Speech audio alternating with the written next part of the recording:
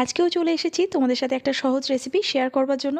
তো আজকে বানাবো একটা স্ন্যাক্স বলা যেতে পারে। তো তার জন্য দেখো প্রথমেই নিয়েছি ময়দা, তার সাথে দিয়েছি 2 চামচ মতো একটু চালের গুঁড়ো, স্বাদ মতো নুন নিলাম, আর একটু জোয়ান আমি হাতে ঘষে এর মধ্যে দিয়ে দিলাম। অল্প একটু তেলও আমি এর মধ্যে অ্যাড করছি, আর সব কিছু কিন্তু একটু ভালো করে মাখিয়ে নেব।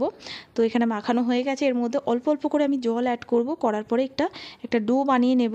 তো ঠিক যেরকম আমরা রুটির জন্য বানাই সেরকমই বানাবো, মানে খুব বেশি কিন্তু টাইটও হবে না, আবার খুব বেশি মানে পাতলাও হবে না। তো এরকম একটা ডো বানিয়ে নিয়ে এটাকে আমি একটু রেস্টে রেখে দিচ্ছি। ততক্ষণে আমি এদিকে এখানে প্যান বসিয়েছি গ্যাসের মধ্যে, যার মধ্যে দিয়েছি আমি একটু সামান্য তেল, গোটা জিরে আর একটু হিং ফোড়ন, একটু আদা পেস্ট দিয়ে দিলাম, আদা বাটা। তো সেটাকে একটুখানি আমি নাড়াচাড়া করার পরে এর মধ্যে দেখো সেদ্ধ করে ম্যাশ করে রাখা আলুটা দিয়ে দিলাম।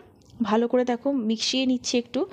গ্যাসটা কিন্তু লো টু মিডিয়াম ফ্লেমে আছে। তো এটা ভালো করে মিশিয়ে নেওয়ার পরে এর মধ্যে স্বাদ মতো নুন দিচ্ছি, সামান্য একটু হলুদ গুঁড়ো, সামান্য একটু লঙ্কা গুঁড়ো, সামান্য একটু জিরে গুঁড়ো, ধনে গুঁড়ো দিয়ে দিলাম, কাঁচা লঙ্কা কুচি, গরম মশলা গুঁড়ো দিয়ে দিয়েছি, আর এখানে দেখো রোস্টেড পিনাটস মানে রোস্টেড চীনাবাদাম দিয়ে দিলাম। বেশ কিছুক্ষণ মিশিয়ে টিশিয়ে নেওয়ার পরে এর মধ্যে দেখো একটু পাওভাজি মশলা দিয়েছি, আর সামান্য একটু ধনেপাতা কুচি দিয়ে ভালো করে দেখো মিশিয়ে নিচ্ছি। তো পুরটা তৈরি হয়ে গেছে, এটাকে একটু ঠান্ডা করে নেব। অন্যদিকে এটাও আমার মোটামুটি 20 থেকে 25 মিনিটের রেস্ট হয়ে গেছে। এটাকে আবার একটু মেখে নিয়ে এখানে থেকে 3 ভাগে ভাগ করে নিয়ে সব কটাকে একটু স্মুথ করে নিচ্ছি। নেওয়ার পরে দেখো একটা করে নিয়ে আমি একটু বেলে নেব। তো একটু পাতলা পাতলা করেই বেলবো, আবার খুব বেশি পাতলাও না, মোটামুটি। তো বেলার পরে মাঝখান থেকে দেখো কেটে এইভাবে আমি সাইড থেকে কেটে নিলাম।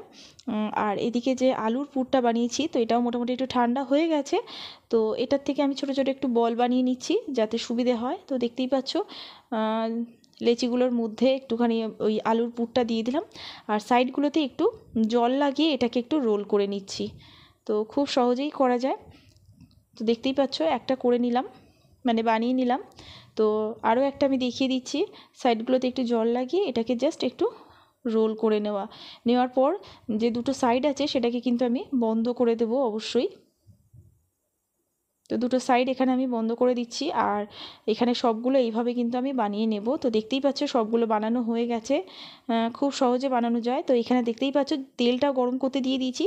তো তেলটা কিন্তু খুব বেশি গরম হবে না, মিডিয়াম টু লো হিটে থাকবে। তো সেই অবস্থায় এগুলোকে দিয়ে দেবো। দেওয়ার পরে কিন্তু একদম লো টু মিডিয়াম ফ্লেমেই এটাকে ভাজবো, তো একটু সময় নিয়ে। তো দেখো এপিট ওপিট করে একটু লালচে করে ভেজে নিলেই হয়ে যাবে। তো এরকম অনেক রেসিপি কিন্তু আমার চ্যানেলে আছে, অবশ্যই চেক আউট করে নিও। এই রেসিপিটা কেমন লাগলো জানাতে ভুলো না। ভালো থেকো, আবার দেখা হবে নতুন রেসিপির সাথে। টাটা।